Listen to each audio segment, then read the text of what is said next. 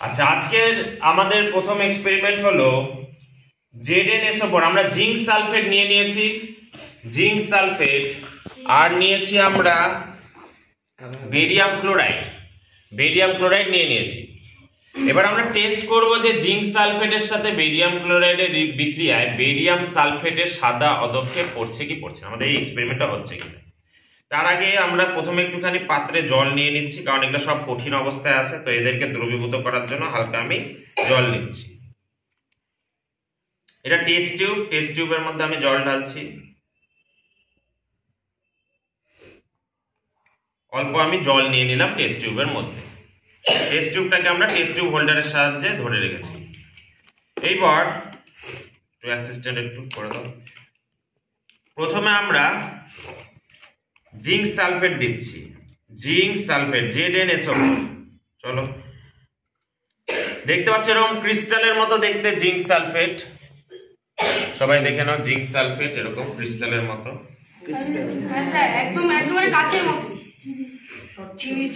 তা আমি জিঙ্ক সালফেটটা তুলে নিচ্ছি কিছুটা, নিচে পড়ে যাচ্ছে। স্যার বাবা এরকম হলো, পরের দিন ক্লাসে গিয়ে চিনিটা পরে চিনি ভাবে খাই নিলে তাহলে সেটা লাশ পড়ে যাবে তাহলে।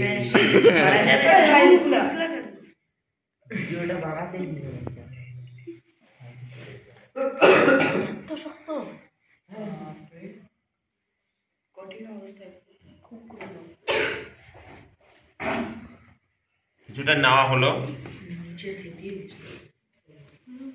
আমি একটু গরম করে নিচ্ছি যাতে এটা দ্রবীভূত হয়ে যায়।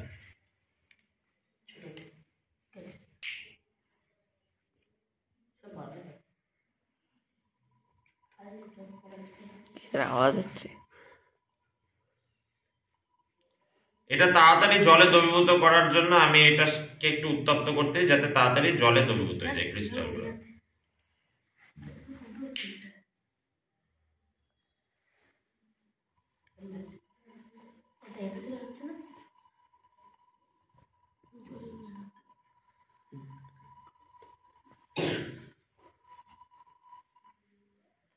মনে হচ্ছে মোটামুটি সবই দ্রবীভূত হয়ে গেছে, তাই তো? আচ্ছা চলো, ZnSO4 হওয়ার পর আমরা বেরিয়াম ক্লোরাইড যোগ করছি, BaCl2। চলো দেখি সাদা রঙের অধক্ষেপ পড়ছে কি পড়ছে না। BaCl2 দেখে নাও সবাই, পাউডারের মতো আছে, এটা তুলতে সুবিধা হবে।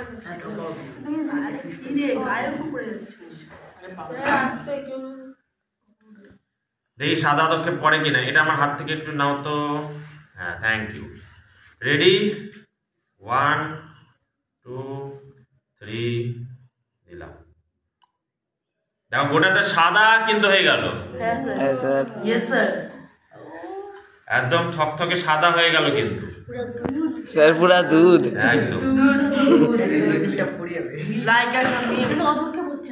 এটাই অধক্ষেপ, এই যে নিচে পড়েছে দেখো, কিছুক্ষণ পর দেখবা থিতিয়ে পড়বে।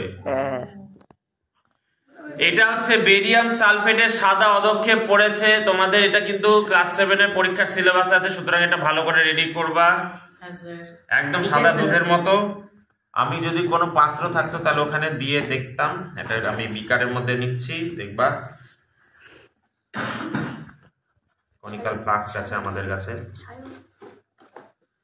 এখানে দেখো ঢালবো, দেখবা সাদা দুধের মতো।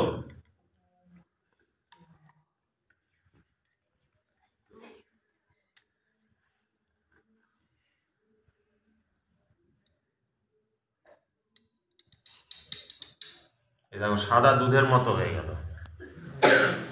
এটাকে যদি আমরা কিছুক্ষণ রেখে দেই তাহলে কিন্তু অধক্ষেপ কিন্তু পড়তে তুমি দেখতে পারবা। আবার ঢেলে দিলাম এখানে।